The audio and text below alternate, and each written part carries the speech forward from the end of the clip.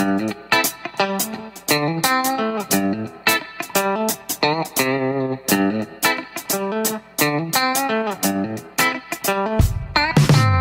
is Wednesday, January 10th, and you are listening to the About to Break podcast. I'm your host, Taylor Hughes, and this week we had to switch things up. I'm bringing you an interview today with my buddy Titou, incredible performer, a really fun guy, much better looking than I am in every possible conceivable way.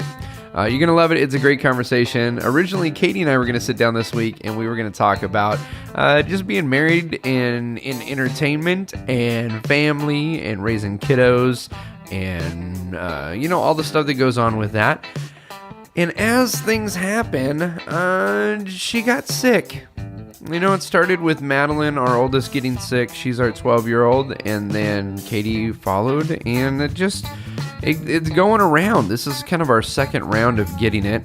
Yeah, I've been trying to avoid getting sick because today I'm flying to Las Vegas for a show, and then 2 days from now I go to Fargo, North Dakota to perform. And then I go straight from there to Dallas and then San Diego. So I'm trying to not catch this little bug that's going around. Wish me luck on that. Wish me luck. But as you listen to this, I am probably sitting on a chair in the sky right now. Also trying to not get sick. The thing of where people wear masks on airplanes, I don't understand it, but I think I might jump on board with that.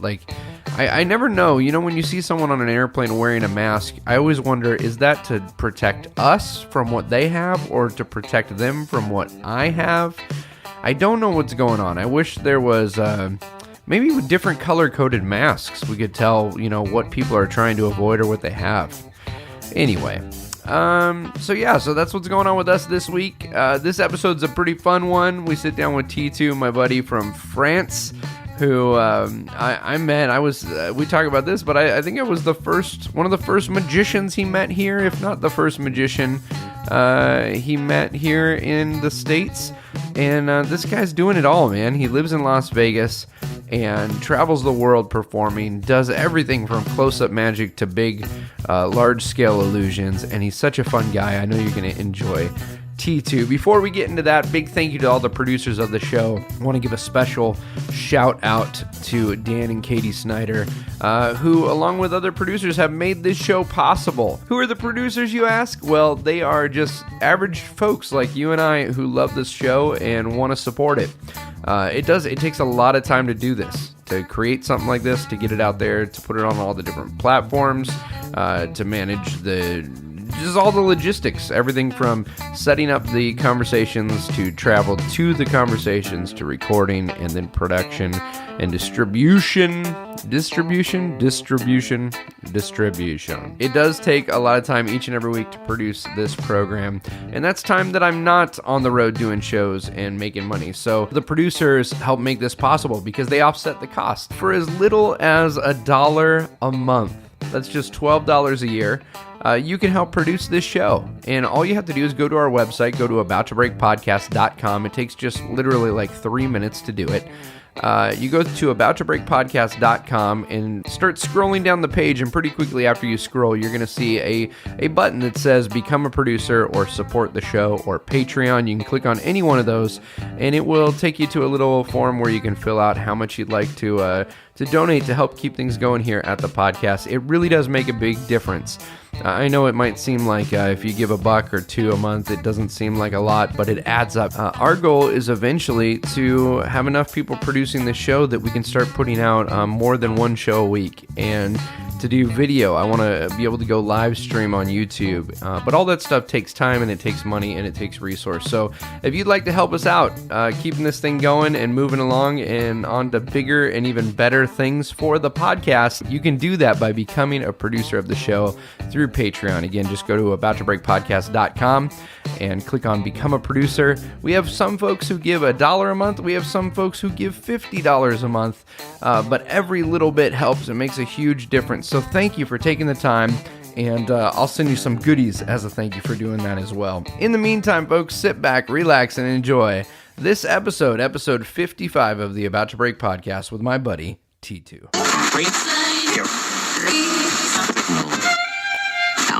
Okay.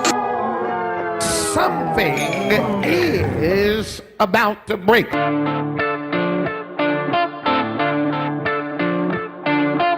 everybody, welcome to About to Break. I'm your host Taylor Hughes, and this week I could not be more excited to have my buddy Titou. Thanks for having me, buddy. Thank you, man. You came out, you called me, you said, I'm going from Vegas to LA, because you live in Las Vegas. Yeah. And I just happened to be on your way, man. I was like, I have to stop. Yeah. Come see the world shed quarters for yourself. I just had to go to the bathroom, so I was like, Taylor lives in the neighborhood, I'm going to stop. And Yeah. I was like, you can use the restroom if we record a podcast. Okay. Yeah. So I did use the restroom. Thank you for that. Yeah, for sure. You got a gig tonight in LA? Yeah, corporate gigs in Century City. Awesome. Last gig of 2017. Yes, we are. I don't know when this will come out, but we're recording it December 27th. Yeah, and then after this, that's it. That's it, man. You're going on sabbatical for the rest of the year. Yeah, for 4 days. 4 days. 4 days. That's okay. What's life look like after this? After the New Year's? Well, I have a couple projects, but nothing like very sure yet. A couple like maybe a tour. Very cool. With Masters of Illusion. I don't know the date exactly yet. New TV show, Masters of Illusion 2. Yeah. And I just got a call from Fullest a couple of days ago, so I'm probably going to do that too. So cool, man. Yeah. I have nothing to fool anybody, but they want me to do it, so I'm like, hey, if you want, I do it. That show is a fantastic show. I think, great. and it's done so well. Like, it is. And they really treat the performers well on Yeah. it.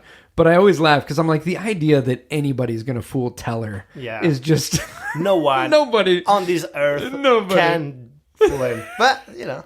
I always feel like it's like, hey, that was a good effort. We're going to give you a prize. But the cool thing about it, they know how to shoot magic. The footage always look amazing. And then they're always going to say something nice. Yeah. You know, it's never going to be like, it's not like America's Got Talent or you're going to get buzzed and be like, oh, I hated it. Right. You know? Oh, yeah. Because...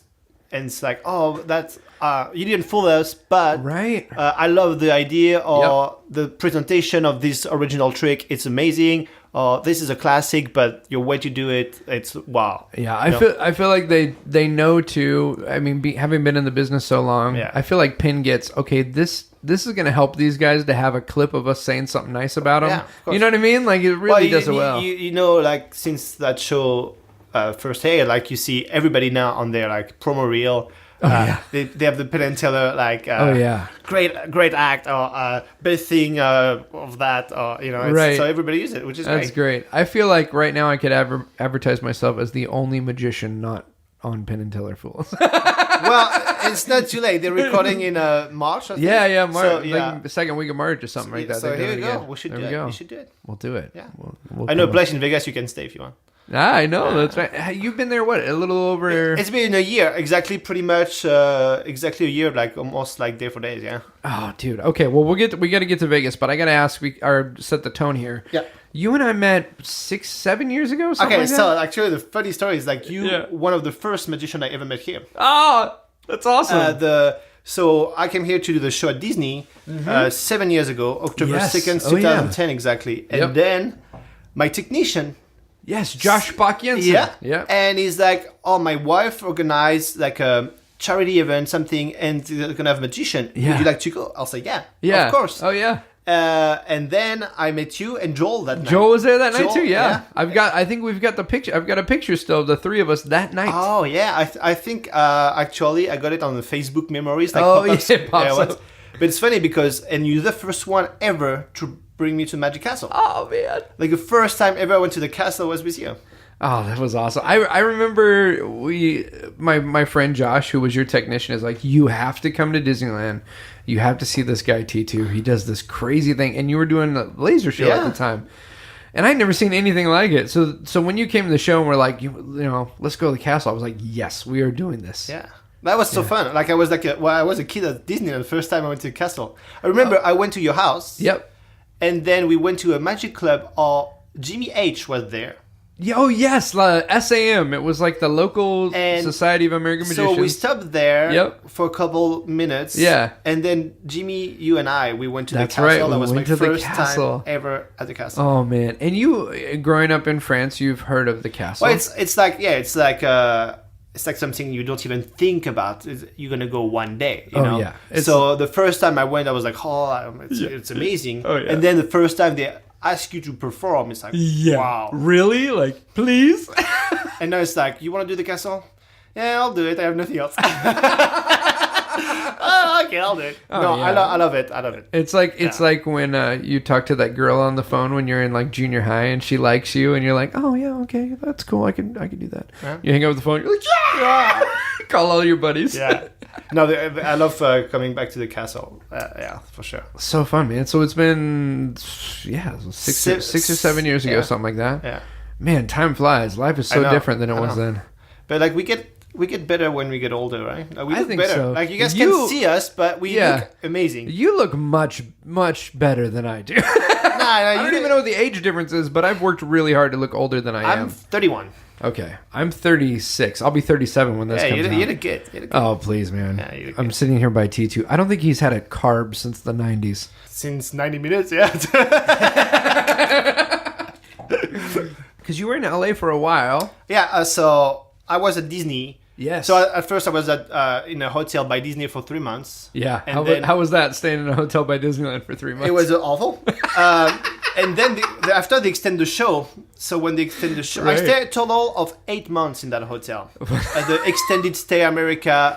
Extended Stay is the worst. For 8 months. Oh, so my goodness. It was terrible. Well, an extended stay is designed for people living in a hotel. Yeah. So you get all sorts of characters. Yeah. I remember when we sold our house, there was we were in limbo before we rented for a while, but before we even did that, we didn't know where we were going to go.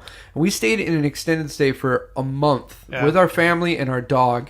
And it was the weirdest vibe ever, man. Yeah, there's like the old guy in his underwear walking through the hall with his laundry. Yeah. Like, well, you're still there. That guy. He's still there.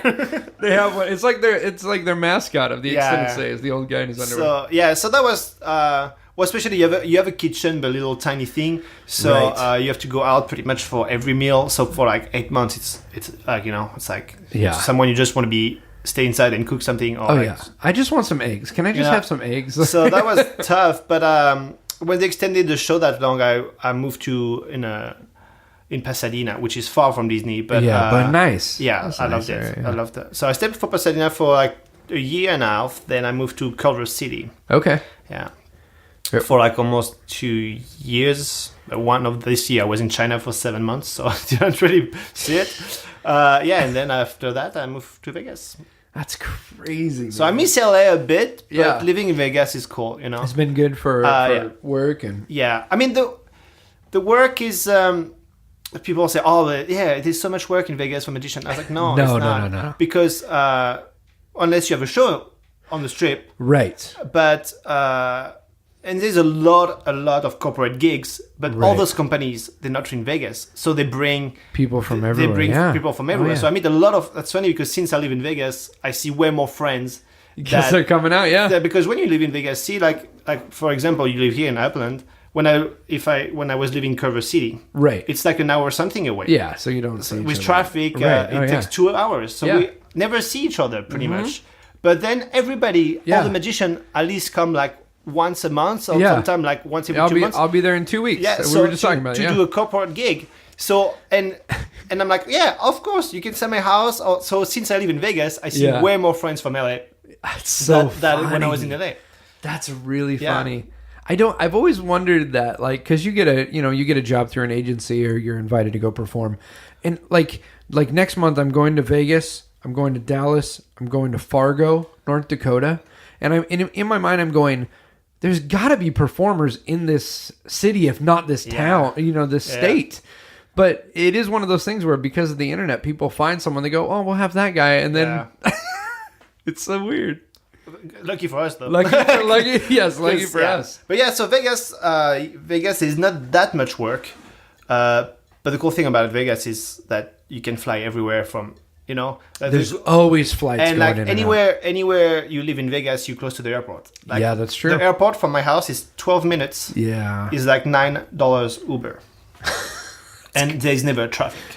That's glorious. And he flies everywhere all the time. So that's part of why I live here is we have the Ontario airport, which people in LA joke about because it's like so far for them. It takes me an hour to drive into LA, but it takes me 8 minutes to get to the airport. I know. So like tomorrow, I fly out tomorrow at 5:30. This is so ridiculous. I'm doing a turnaround flight just for miles. Okay. Because I'm like this close to getting the companion pass on Southwest. I did that so many times. Don't forget about it. Yeah. So tomorrow I fly out. I leave my house at 5:30. I'll be back at my house at 9:25. With a gold status. Yeah, I'm just flying to Oakland and getting a coffee and flying back. That's good. There's good coffee over there, so that's good. I called the lady. I'm like, what's the cheapest place I can go to get a cup of coffee? Yeah, I did that so many times. Well, even when we first met, you were already traveling a ton. Yeah. You were going to Dubai and all. Yeah, well, so when I was living in France, still, I was traveling all the time. A lot of Middle East at that time. Like, I mean, they still have a lot of money. The business is not that great as it used to be. Right. I mean, it's still pretty good, but so yeah, when I was living in France and stuff, I was working everywhere in Europe because it's like everything is like an hour and a half flight. Oh yeah, that's true. Yeah. But yeah, a lot of Middle East and stuff. And when you think about it, it's like going to Dubai from Paris. It's pretty much doing Los Angeles, New York. Oh yeah. It's like 6 hour flight. 6.5 hours. It seems so far from here. Yeah. But so now from here it's far. Yeah. Because I did Los Angeles, Dubai. It's a 16-hour straight flight. Right. Oh yeah. So that's not, you don't do the weekend there. You know? Yeah. But yeah.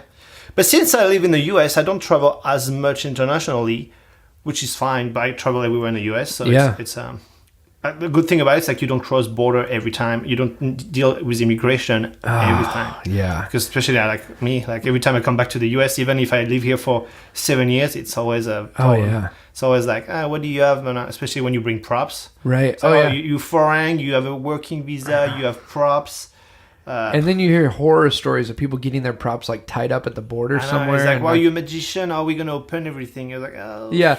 Well, and that's funny too. Like even shipping, you know this with shipping.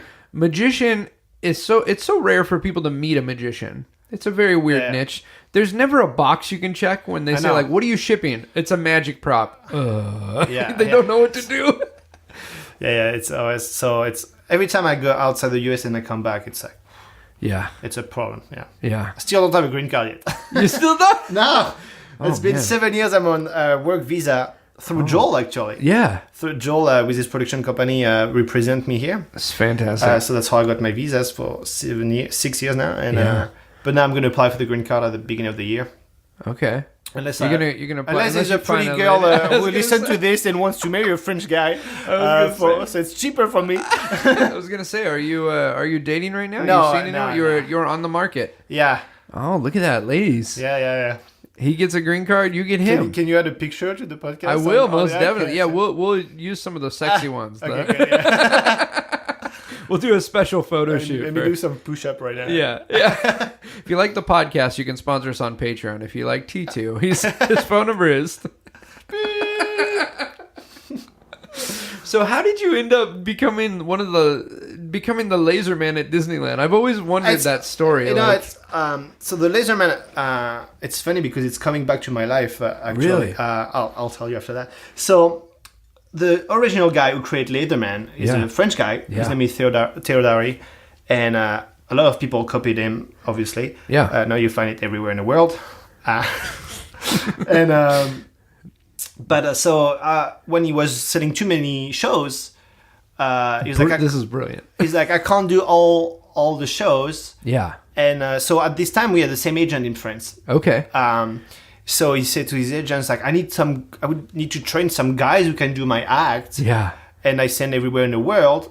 And I was like, well, I can, like, I represent that guy, Titou.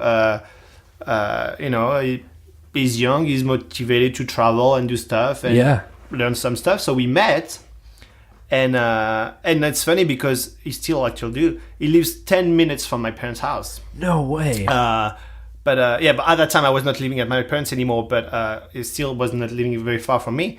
So we met and stuff, and I started to train the laserman, and then he sent me everywhere. And actually, it was so good for me because.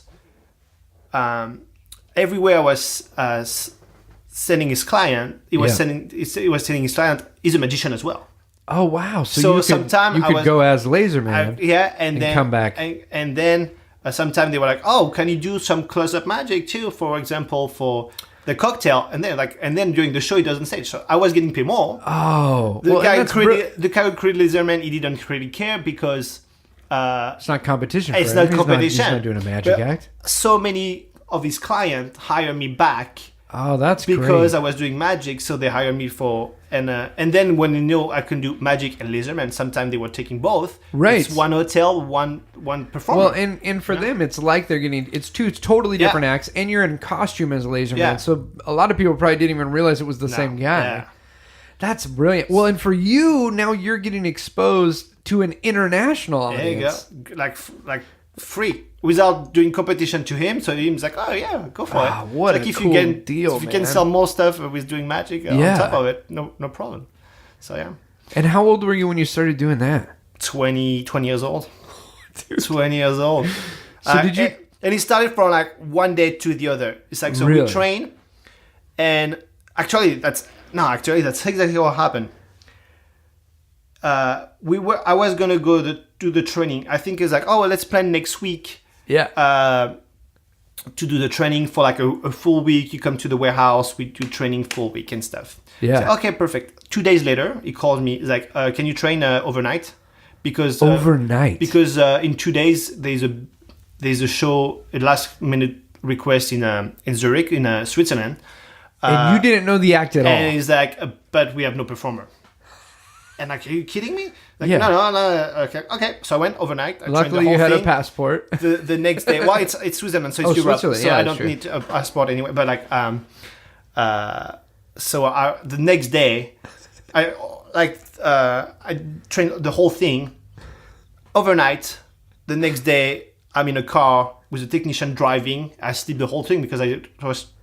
You stayed up all night working on it. Oh yeah. The technician drive all the way to Zurich, which is like probably like 6-7 hours to Paris, and then I do the first show like that. I was like freaking out and stuff. And then 3 days later, they sent me to Dubai. 3 days later. No way. Yeah.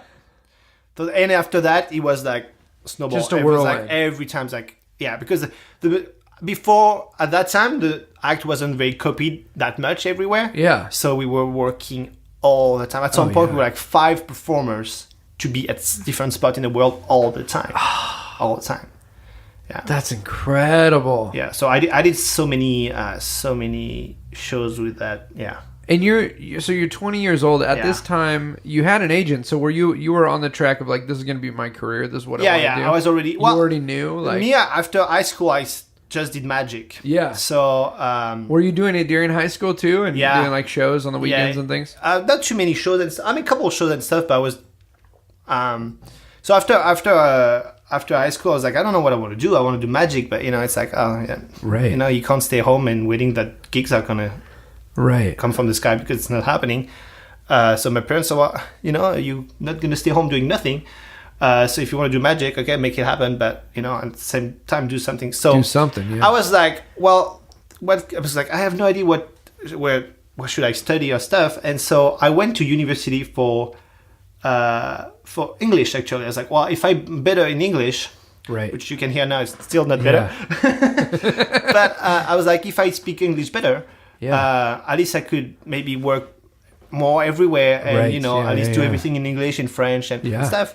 So I went for that in university. I stayed 2 weeks there because after 2 weeks I got a big contract like randomly arriving, and I was like, I need to do it. So I went to university for 2 weeks. Isn't that wild with like entertainment? It's like you can have all these plans, but then a door will open and they don't stay open very long, and you got to move your ass through the door and like go do it. Yeah. So a lot of people say that I'm lucky. I mean, I am lucky for everything that happened to me, but at the same time, I'm like always jumping on opportunity and try to make everything happen. It's if you don't, it's And saying yes to the gig when okay, that yes means I'm saying yes to something I can't do yet. Yeah. But I'm going to do whatever I got to do to get there to do it. I do every time, all the time. Oh, yeah. If the client called me tomorrow, like, we're going to make appear 10 cars. Yeah. Can you do it? I was like, yeah, sure. Yeah. And then you hang up the phone like, holy. Right. How am I going to do it? I'm going to do that. But after you figure out. When I was in the junior group with Joel growing up, and Diana Zimmerman was like one of the mentors. Yeah. And she used to tell us things like this, and I didn't know any better. I mean, I'm a kid. I'm like 16, 17 years old. And she's like, if someone says, can you do this? And they have a budget, the answer is yes, you can do it. Yeah. And that's how I first did an illusion show, was they said, can you saw someone in half? And I said, yes, I can. And I quoted a price that at the time I thought was ridiculous. And they said yes immediately.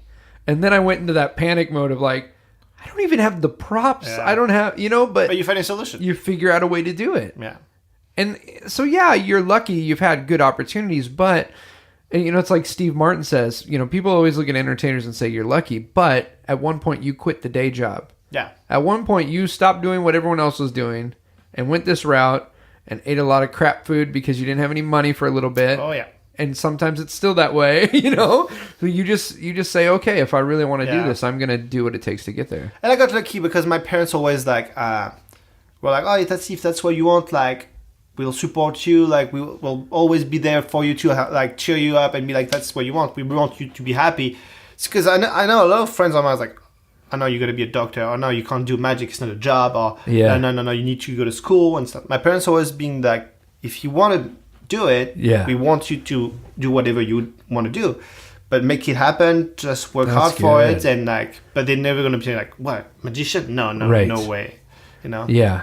So that whole idea that like entertainment is somewhat of a lesser career, or like, I've never understood that when people, because my parents were very supportive too. I never understood when people are like look down on you because you want to be something like that. It's like no one goes at you.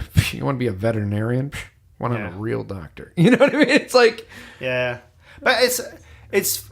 I mean, I'll get it, because before you become professional, like when you're like 14, 15 and you do magic and you don't even know it's a job, right? And it's just fun. And then it's like when you're in a business, you realize like actually there's so many magicians, right?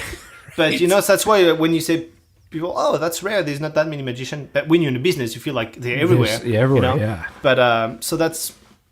I get the fact that people like, oh, is that a job? Like, because when you're a kid, you're like, oh, you don't even know it's a job. You're like, oh, maybe Copperfield like makes a living. Oh yeah, but that's it. Yeah.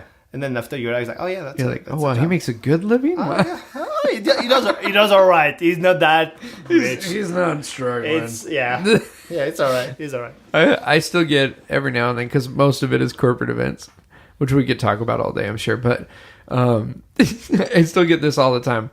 That show was so fun. Man, that was great. You're so good at it. And then they go, what do you do for a living? That's no, but on the side, what do you do? Because to make money. Right. Yeah. No, really. I mean, it was good, but like for real, like. Yeah, it happens like all the time to every performer. It's like Well, I have buddies who do ships. They do a lot of cruise ships, and they get it on the ships too. And they'll be like, so I had a friend who got asked, they said, so do you get to just, like, the cruise is free for you because you came and performed? Yeah. Well, it's funny because it does exist. The only cruise ship that I did when I was, I don't know how that was, but I was still living in France. Yeah. That was an exchange. Oh, yeah? So we were, like, 4 friends of mine, we were, like, all magicians. We flew from France to Cuba. Okay. We stayed 3 days in Cuba, and we took the ship to Bermuda Island and Azores and back to Portugal, and then we flew back to Paris. But it was free. Yeah. We were not getting paid. Yeah. But we had like free vacation and stuff. Yeah. And they also, Club Med? It's a resort with. Yeah. Come from France, but now they're everywhere in the world. Everywhere, yeah. And they do that a lot. So I went to like.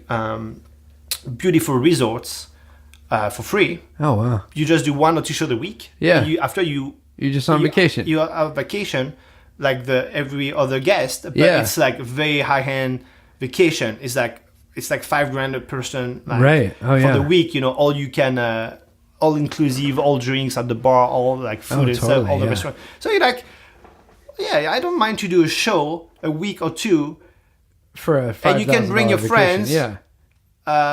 And for 5,000, so for a week that I would never spend $5,000 a person in vacation myself. And at that time, I'm like 22, 33 years old. Oh, yeah. I was like, yeah, that's great. Yeah, why not?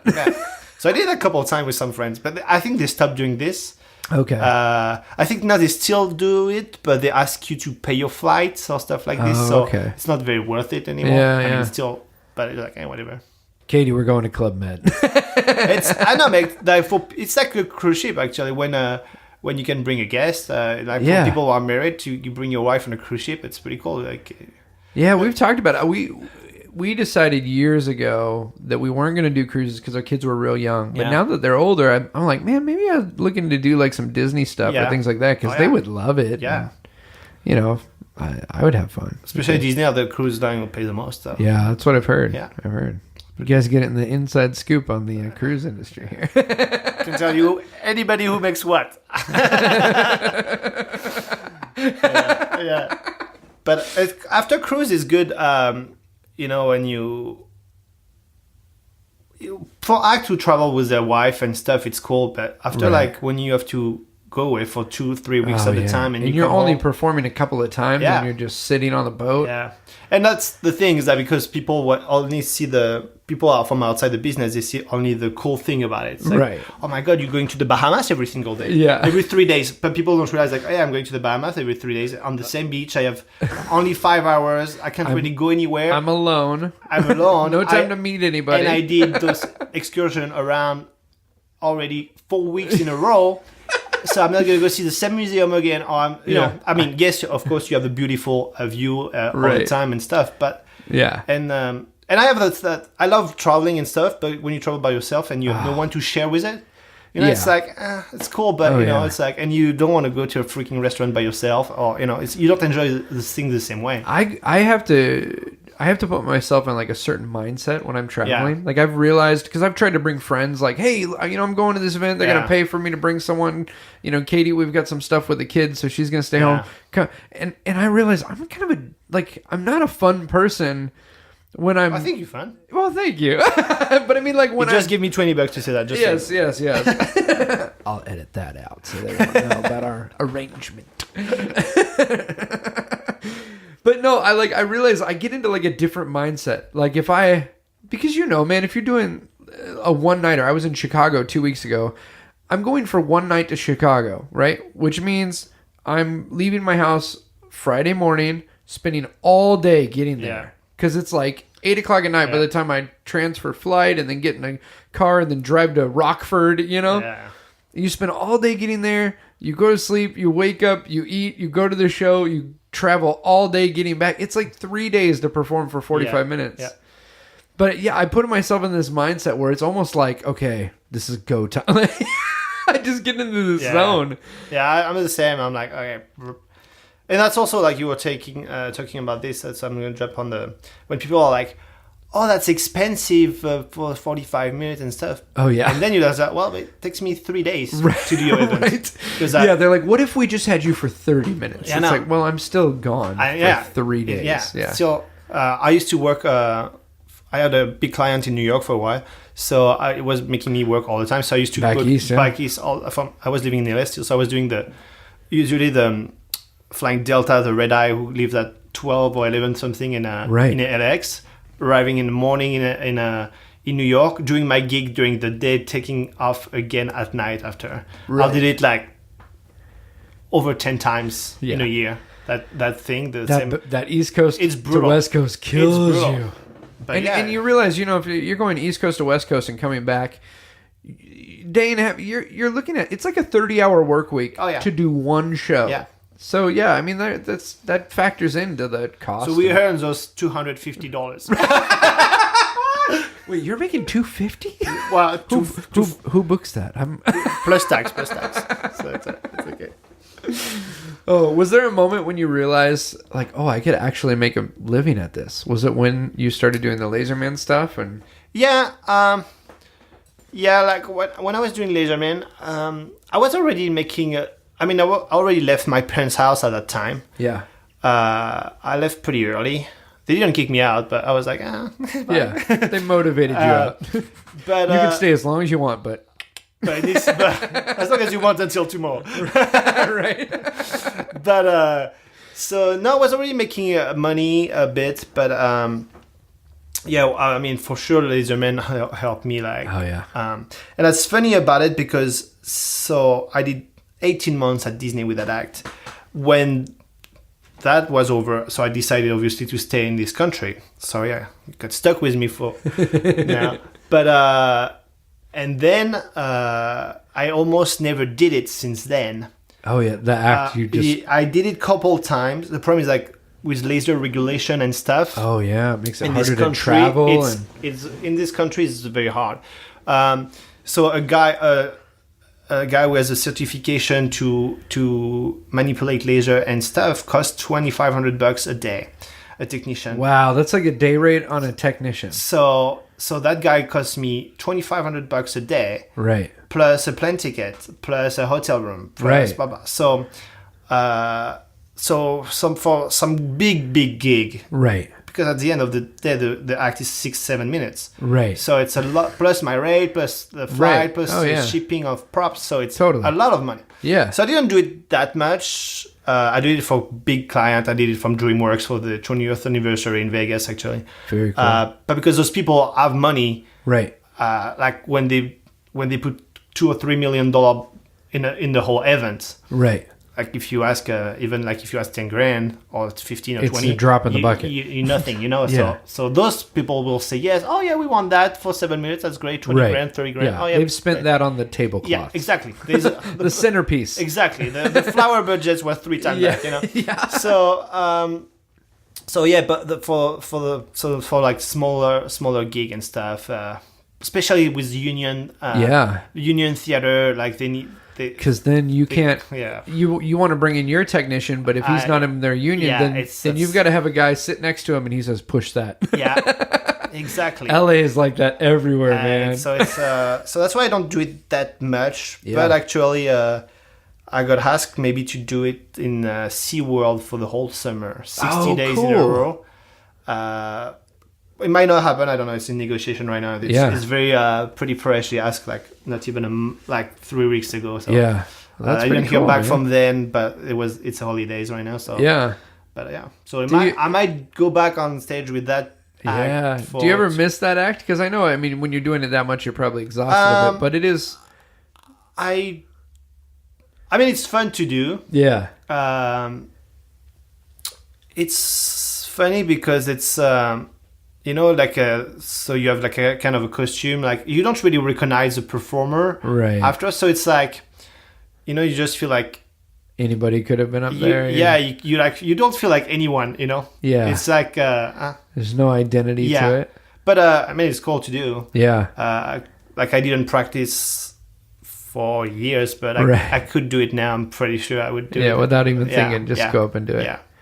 It's in that repetition of doing the same 7 minutes. Well, you got that in Macau, right? Because you do 15 minutes 6 times a day? Or? So yeah, I did in Macau 15 minutes 6 times a day. Yeah. Which this in House of Magic just shut down, right? Yeah, they shut down in beginning of October. But Titou was one of the guys who did a ton of work. I want to get into that because 6 months. Yeah. Oh my goodness. Five and a half. So this is in Macau. 752 shows, I think. No.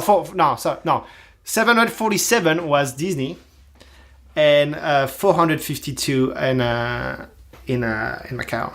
Oh my goodness! Yeah, and Macau, they built this kind of like almost like a not a theme park, but like a large venue for magic, right? Yeah. I mean, it looks like pretty much like a Disney ride. It's like you get in and you arrive in that's what they call the lab, and it's very cool, like very like steampunk stuff. Also, he's like a host who does close-up magic, and then at some point he gets on the platform and he starts the whole journey. Yeah. So people split in 2 different rooms. They watch a show, then they switch the room. So they watch each 15-minute show. Then they rotate to the theater. So they watch another 15-minute show. Then they all together go in a big France mega magic show for 45 minutes. Yeah. And you played all those different roles, right? You did the host, you did Franz, you did your own stuff. So I did what Denny Cole was doing. Yeah. So because the show was running 7 days a week, but everybody has 1 or 2 days off a week. So you rotate with someone? So and every Monday I was doing Franz show, the Mega Magic Illusion. Which is just massive, right? I mean, and I look great in his jacket.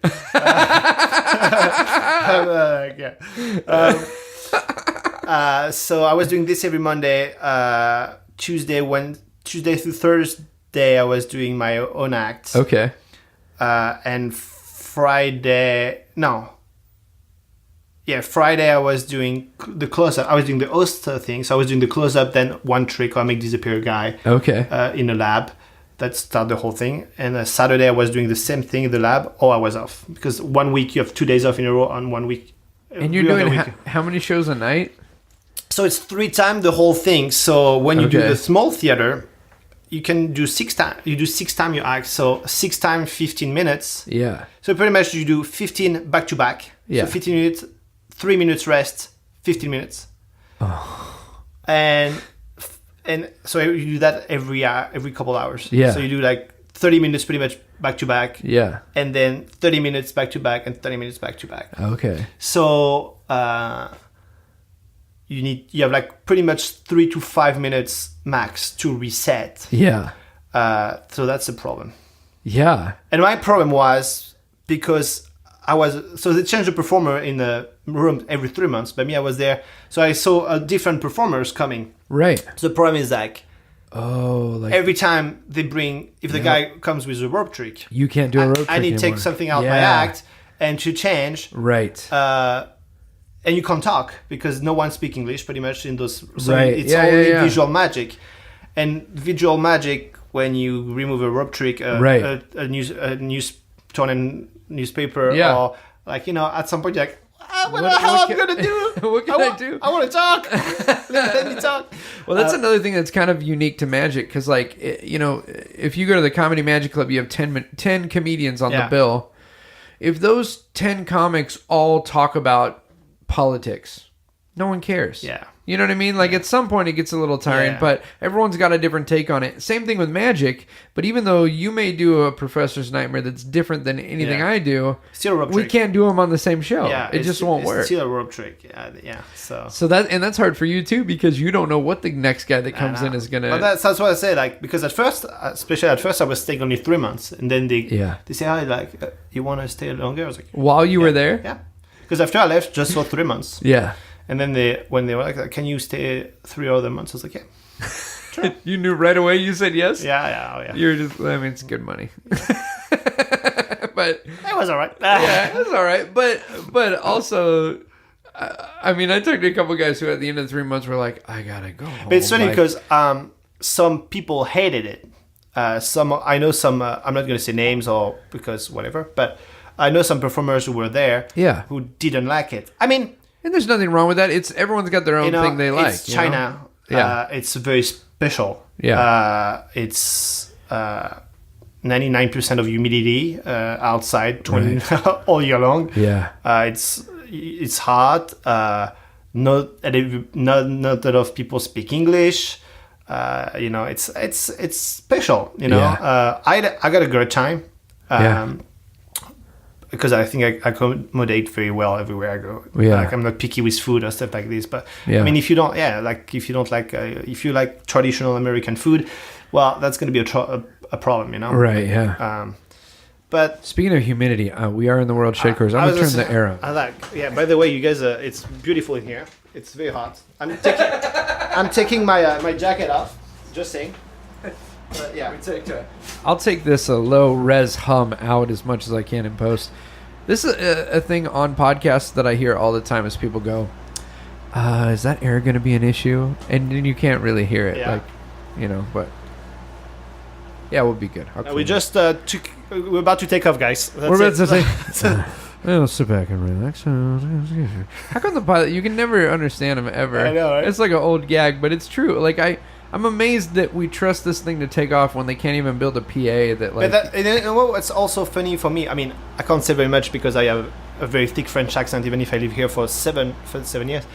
But when I see that the people who are like actually French, right, and say that in English, right, and like mess up every word, I'm like, you said that for years, 2 or 3 times a day. The same sentence, right, which is not that long. A safety exit on your left, on your right, whatever. But you can't even make it like some English. Right. I'm like, really? That's so bad. Like that shouldn't be that hard. What's your MO on flights? Like, do you have a routine you do when you get on a flight? Do you talk to people? Or are you like hoodie and headphones? Yeah, and like I'm pretty much like this. I'm a very social person, except on planes. Yeah.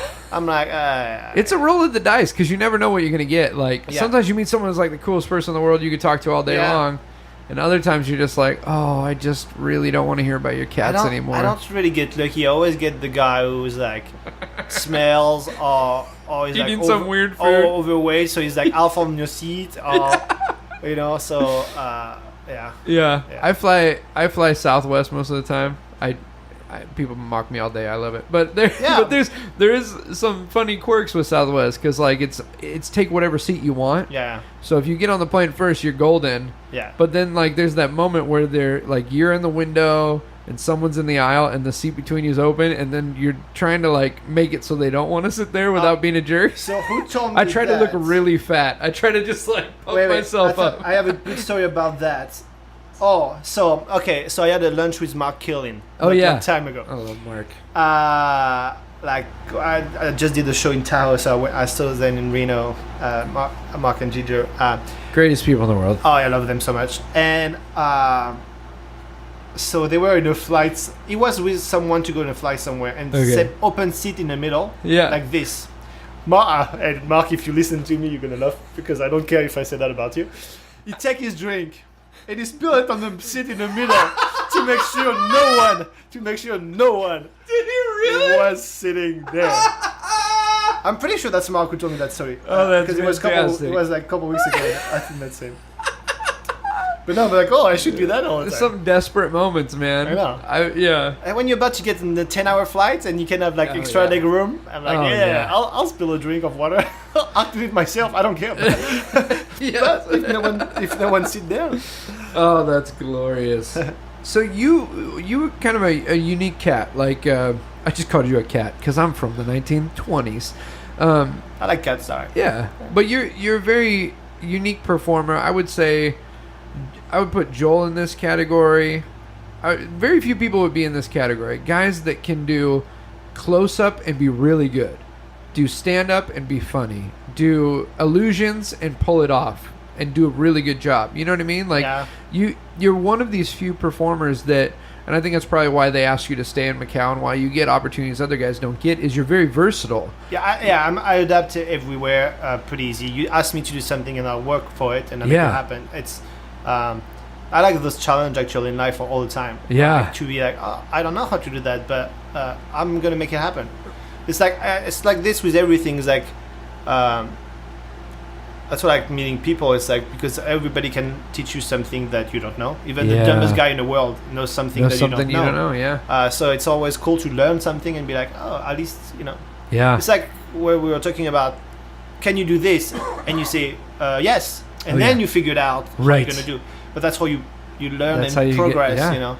But yeah, that's great, man. And also that's the cool thing about it because, like, I don't get bored to do the same thing over and over. You know, like sometimes I'm gonna do like only comedy shows for a while, and then at some point I'm gonna get asked to do a close-up walk around. And I'm gonna be so excited again to do a close-up because I'm like, that's been a while. I didn't do close-up. I love it.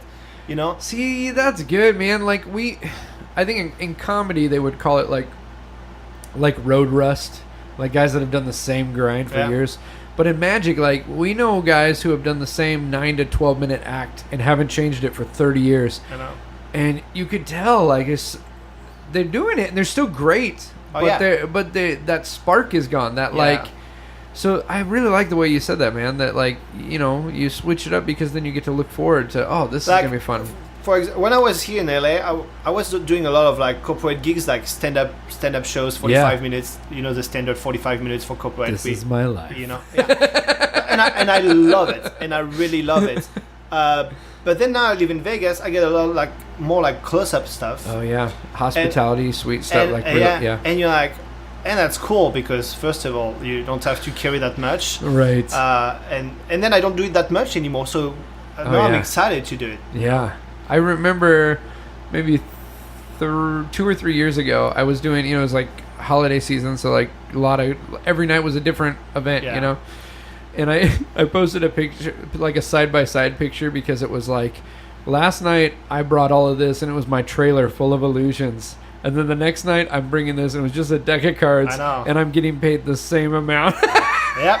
That was just like, yep. Yeah.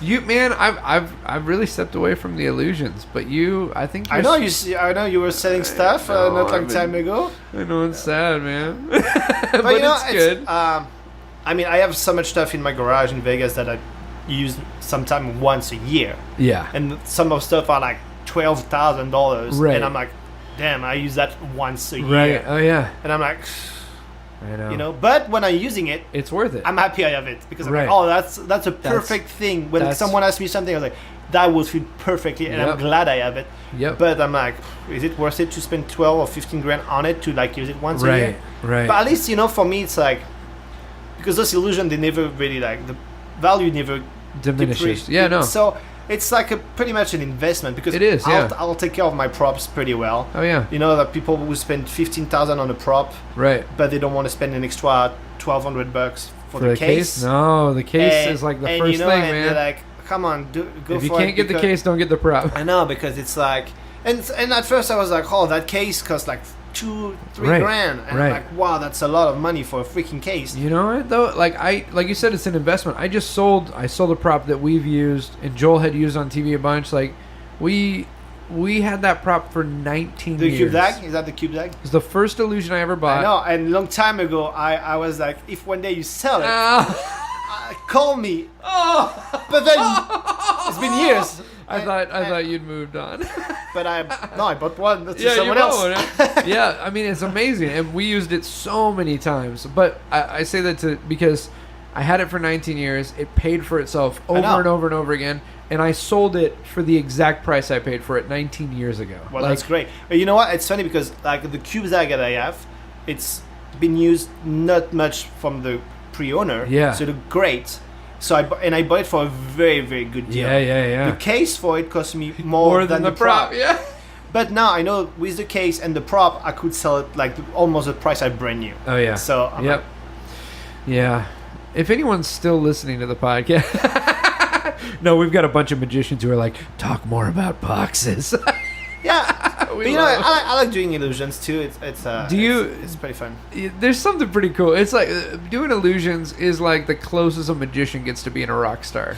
Yeah. You know what I mean? It's like, and some people, they love card tricks and they like that better. And some people, when they see an illusion, they're just like, It's all about giving people that moment that we first experienced when we saw that thing. Yeah. But I like doing. That's why I like to do a little bit of everything. So it's. But the problem with illusion, we all know, it's like the travel and the setup, and like when I tour with Masters of Illusion, it's one-nighters every time, and 90% of the time. So you arrive, you build your props, you do the lighting of everything. Yeah. Then you do the show. Then you break down everything, you put back in a truck, then you sleep in a bus to the next venue, and you do the same thing the next morning. Yeah, and everybody thinks like, oh, that's so cool, you only have to work for an hour and a half. I know, and then but it's brutal. Yeah. It's brutal to do that every single night. So what is, and this may be a silly question, but what is like, do you have like an idea, like I know when we were kids, we probably all had the same dream of like, I want to be David Copperfield, I want to tour a big show, or have a theater that people come to see you at. Like what at least now is like something that you're... It's funny. I was talking to my parents about it not a long time ago. Because when you like... Now I say, where do you live? Like, oh, I live in Las Vegas. It's like... But as a kid, if you were telling me that one day I would live in Las Vegas... with a garage with like 20-year-old case... I would have said like... No. Shut up. That's impossible. That's my dream. Yeah. It's like... and now, like, when I think back, it's like, oh, that's... I live in Vegas. But sometimes I like that little moment in my life where I'm like... Take the time to like... Holy shit, I live in Vegas. Right. I did all of this. Like, I'm a little guy who born in France, and now I live in a nice house in Las Vegas. and I'm like, wow, that's, it's like because I complain all the time about like, oh, I should have done that, or this didn't happen. Oh no, I wanted that gig and I didn't get it, or I didn't do that tour because it picked someone else, and I'm mad at myself. I'm like, because I'm not good enough for it, and I should have practiced more. And then when I look back, I'm like, well, from where I started, I did pretty good, I've been in like 50 something countries. So one of the most therapeutic things that I've done lately has been, and as silly as it sounds, having these little conversations with myself, going back and I'm going to talk to 8-year-old Taylor today and talk about the things he wanted to do. He's crazy. He's talking to himself. Okay, I'm going to leave because I don't know what he's going to do with me. 8-year-old Taylor's listening. Okay, sorry. Covering his invisible ears.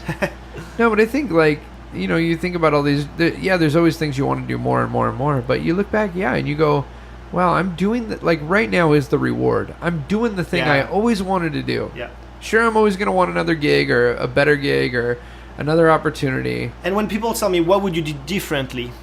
But sometimes I'm like, well, nothing. Yeah. Because if you enjoy the moment you have right now, if you did anything different, sometimes you would change a little detail that messed up a couple stuff in your life. But overall, I'm like, I would not change anything. It's like everything. Like even sometimes like, oh yeah, I wish this happened sooner in my life. Right. Oh yeah. But at the same time, like it took the time they needed, and then now, because and all those mistakes we done and stuff, we learn from it, and they shape you as a person. Yeah. And then you go like, maybe I wouldn't be the guy I am today if I didn't go through that. Well, that's the same thing. So when you see other people who say like, oh, you doing this and this and this, it's cool, and I want that to happen. It's like, yeah, but you know what I was doing at your age. Right. I was not doing this, and all I do now, it's because I did the mistake. I spent the money. Like, oh, you charge that much for a gig, and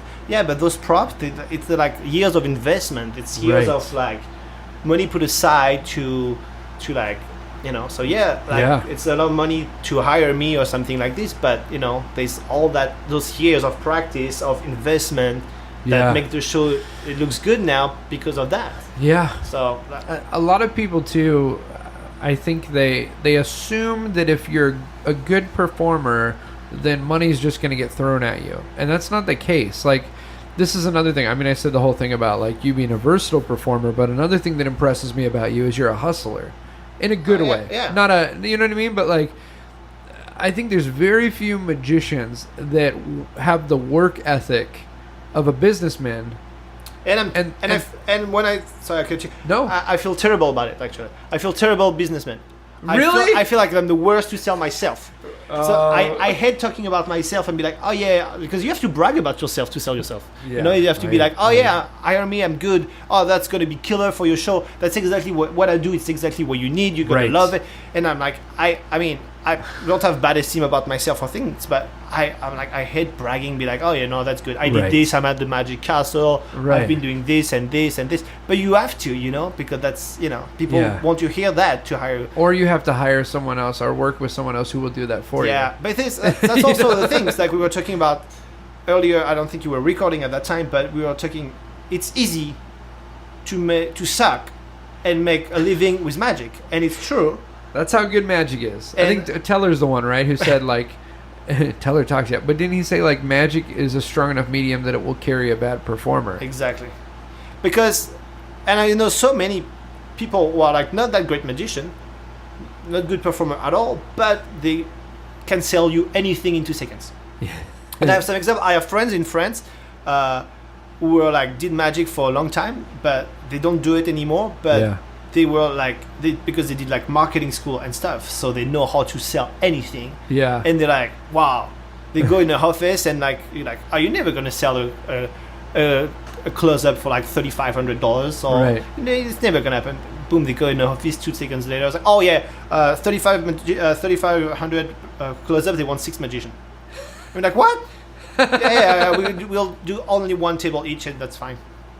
Like, okay, and I know so many like this. Wow. And it's just, it's a different side of. That's what I wish I had to be better at business, because I'm terrible at it. Yeah, but that comes at the sake, I think, of the art. You know, I mean, it may be great to feel like, oh, I really sold something, like, and I convinced them. Oh yeah, when I sell something, I'm like so excited about it. Yeah, but then there's a difference between that and maybe being a little timid about your ability, but going and doing a great job and getting invited back. Yeah. You know, a lot of these guys, I think they get a lot of one-time customers, but I think to make it in this industry, you have to have a reputation, whether it's with agencies or cruise lines or theaters, that they're going to go, we want him on the tour again because he wasn't an ass the whole time. Oh, yeah. You know? That's also the thing. Like, when you do touring and stuff, you need to be the easiest guy to work with. Yeah. Because if you complain about, and I tour with people like that complains all the time. I'm not going to say name or anything, but you need to have, like, to be easygoing. Our rehearsal at that time, you have to be there at 8 in the morning. Oh, we're going to promote the show tomorrow for the city, so you, like, can you do the news morning, but you have to wake up at 5. Right. Yeah, I'll do it. Yeah. You know, and it's always like, always be, like, happy and be like, okay, you know, like, yeah, of course, you know, like.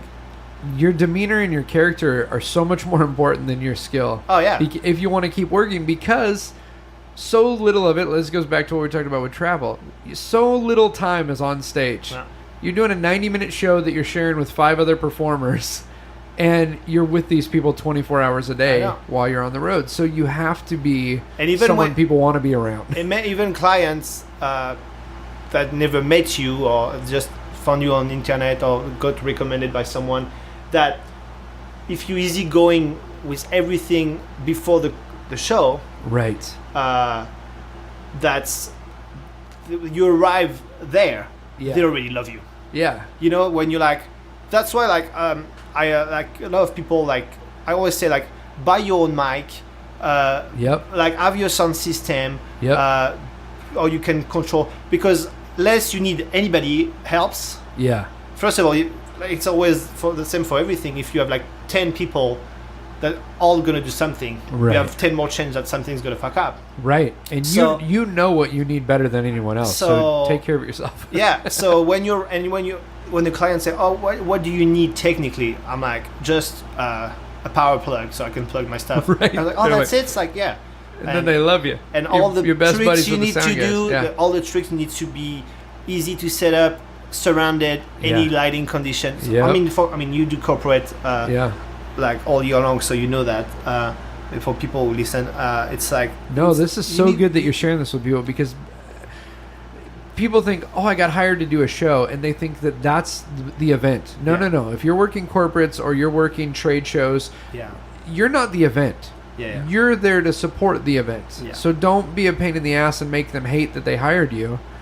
Come, expect nothing, and do way better than they thought you would. And when you have your own mic, you know when you arrive, your mic sounds good. Yes. Because you've got it dialed in. You already know what you need. You know, like, you don't need to adjust from your mouth and stuff. You brought your own batteries because you don't need to worry about if they have fresh batteries. And you know your sound system works, and you know exactly what you do, and it's easy to set up. Because and usually some corporate, you arrive and you don't have much time to set up stuff. Right. So, yeah. Yeah. And you never know, too, what happened before you got there. Well, yeah, and they always say, so it's going to happen like this. At 6 o'clock, they're going to show up. At 6:28, they're going to have dinner. And at 7:14, we're going to start the show. Yeah. And you're like, hey, it's like 9 o'clock. And, and like half of the crowd is not here. You know, so it's like, you need to be like... Right. Well, I did an event, talk about bringing your own mic and all this stuff. I did an event, and the client was so adamant. They're like, we work with the sound team every year. They're the best. They gave me the model number of microphones that they had and inputs. They're like, you don't need to bring anything. It's going to be all set up.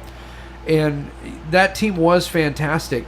But what happened was the person who was supposed to unlock the venue was supposed to be there 5 hours early, got there 2 hours early, and they're still plugging in speakers when people are showing up. So you never know. You have to be self-contained. I did an event here in LA like a couple of weeks ago. Same stuff. I arrived early because I don't want to like set up my stuff when people are already in the cocktail in the room, you know. Yeah. And but the same, like, I set up my whole show, and the DJ wasn't there for the sound system yet. Yeah. And the guys show up at the same time as the people. So I'm like, I couldn't even try my sound and stuff. Right. So it's like, Yep. So when you have everything, you know, like you control everything.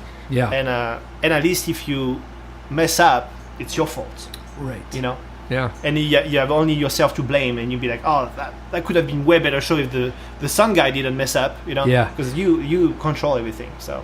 This is so good, man. If you are listening, you're a performer, whether you're a musician or a magician or a comedian, this stuff that Titou sharing is huge because you have to treat every gig like it's the one that's going to lead to something huge because you never know what thing's going to lead. Yeah. I mean, you never know. If you didn't do a good job for that agent that was also working with the laser guy, they would have never recommended you.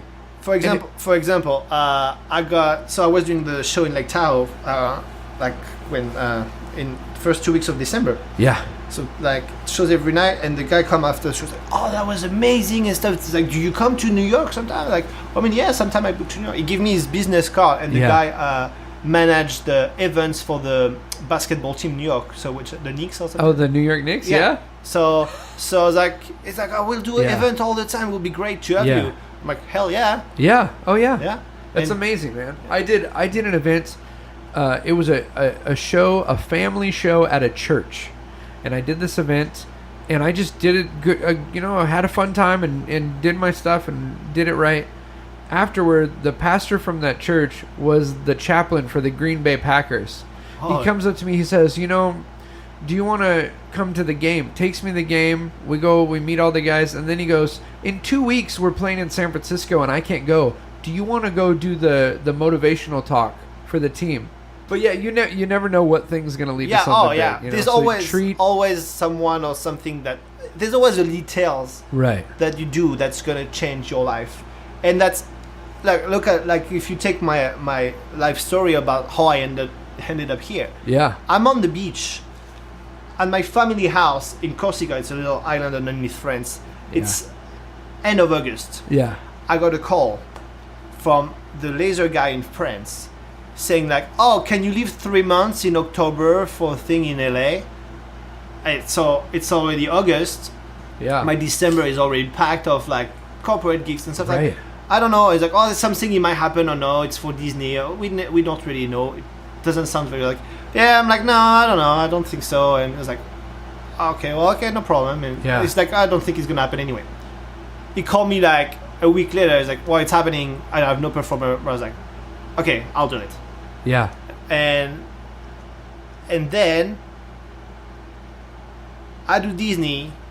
And then that guy say, you want to go to that show? And then I meet you and Joel. Yeah. And we become best buddy, you and I and Joel. And then Joel was like, when I needed a sponsor for my visa. Right. Joel's there. And he was like, I have a production company. I'll get you a visa, blah, blah, blah. Yeah. So, all those little details. Yeah. At first, I said no for that gig. He was like, maybe I'll do it. And then I end up doing it. They extended for 18 months instead of 3. Yeah. And I met Joel, and Joel said, yeah. And so now 7 years later, I'm still here. So little details can change everything. But willing to say yes to things that weren't the big picture, knowing that they could lead to it. You know what I mean? Like, and that's the thing that nothing really scares me. I mean, like that. It's like a lot of people say, "Oh yeah, but you left your family and stuff." I'm like, yeah, but at the end of the day, it's my life. Right. So if I can be happier on the other side of the world, have more job opportunity for what I do, because magic in France, like it's especially in Paris, you do like a couple close-up magic, but that's not that. There's not much stuff, not much to do. On, so like, and I learned way much in the 7 years here, like because I met so many other people and do different stuff that brought me way more than I would have done in France. So I at the end of the day, like, yes, I'm far from my friends and my family, but I have a better life that that probably would have in Paris right now. Yeah. So. That's so good, man. And I make enough money to go back to France whenever I want. Yeah, right. So whatever. Yeah, it's fantastic. Well, and for your parents too. Like people would go like, "Oh, you left your parents," but then they go like, "No, how better way can you honor them by doing something that you are passionate about?" And that's why I was saying earlier. Like my parents always like being supportive and be like, "If that's what you want, go get it. We have one life, and go get it. If that's what makes you happy." And they're proud, and they're like, because I wanted that and I made it happen, and they're very proud. parents that are listening, I don't ever do this, but like if you're a parent and you're listening and your kid shows a spark of interest, throw some gasoline on that. I know. Do whatever you can. My daughters are uber creative and writing stories, and one started a YouTube channel. And Katie and I are just like, we're going to do everything we can. Yeah. Until we run out of our last dollar, we're going to put everything we got towards supporting them. Yeah. And I just think it's great, man. I think it's a great way for you to honor your family by doing the thing that you love and doing it well. And so cool, dude. I feel like I got lucky, because when I said earlier, it's like so many parents don't get it. It's like, oh no, it's like, yeah. So my parents are very like open about everything and very aware of like that's what I want to do. So it's like, go for it, Yeah. And that's rad, man. Dude, thank you for taking the time to do this. No, thanks for having me. Friggin' already over an hour. I could talk to you for 6 hours. We could do like six podcasts. We could. Right? We'll do it. We'll just get them all done. Yeah. The next 6 months featuring Titou. There you go. Well, we can keep talking here, but before we turn this off, how can people get in touch with you? How can they follow you on social media, or what's the best way to see? Well, right now it's like I use pretty much Instagram for everything because it's the new format of fast and short. So that people like, even like, it's funny, but talking about that too. Not long time ago, I was gonna redo my trailer, my show reel and stuff, and so I hired a guy who is amazing in England that I know. Actually, he's a music composer for the Impossible show. He's actually they're actually in Sydney right now, right? No, they're in the Philippines right now. Oh, Philippines, yeah. They were in the West End in London for a while and stuff, but and he's like, so he sent me something. He's like, I was like, oh, that's cool, but that's very, very short. Yeah. It's like, but you know what? It needs to be short. People like, right. It's like, I do that all the time, and agencies and stuff. And you work for big agencies too. So it's like agencies, they like, it needs to be a minute long, and after that, it needs to be able to put your reel on Instagram, or it's a minute long max. Yep. And people watch a minute, and in a minute you need to resume your life in a minute, and like, okay, that's that guy we want. Yeah. And at first I was like, I don't really like the fact it's so short, because you've done so much and you want to show everything, Right. Like, I'll show that too. That's cool. Yeah. Oh, that was a cool shot. Oh, I do that. Yeah. I want them to see that illusion because it's badass. Right. It's like but no, you can't put everything. So people are gonna need to like be like wow in a minute and be like and they change everything. Actually, like people are like, oh, I saw the thing on, and actually, like, talking about social media, so many people like contact me through social media. I'm like, hey, like, because you put hashtag magician and people click on hashtag and then they like see like 10,000 magician right here. Right. And like, oh, well, we found you, like, I saw your video on Instagram, that was pretty cool. Then I went to your website and then I was like, oh, that's cool what you do. And then I called you. I'm like, wow. Yeah. So that's crazy, like, man. So social media like changed everything now. It's wild. So on social media, I'm at Titou Magician. Yep. Titou Magician on Instagram and Facebook. Yeah. It's that Twitter. It's the opposite. It's magician at magician Titou. But I never very go on Twitter. Yeah. So yeah. Magic's visual. Yeah, I know, right? But it's. I mean, it's like at the end of the day, Twitter. It's like very limited on word and stuff. So I'm like, I don't really know where I can share. Right. And anyway, now you put on Facebook, it shares to every social media. So it does. That's why I don't go on Twitter, because I put it and I know it goes. It goes everywhere. So I don't really check. On stuff. But. Well, I will put in the show notes, if you're listening to this, you can click on the awesome picture that we've got that showcases Titou and his physique for all the ladies who are going to apply for that green card. So how many weeks do we have before we really put that on? Like? Coming right off the holidays, man. It's horrible. But yeah, just click on there and it will pop up. You can get links to all of his social media. You can see his website. Go check out his trailer. And and something very important too about website. And don't follow my example because right now it's terrible. I have a website, a mobile-friendly website. Yes. When you go on my website on the computer, it looks pretty cool. I'm pretty proud of it. Yeah. When you look on your phone, it's terrible.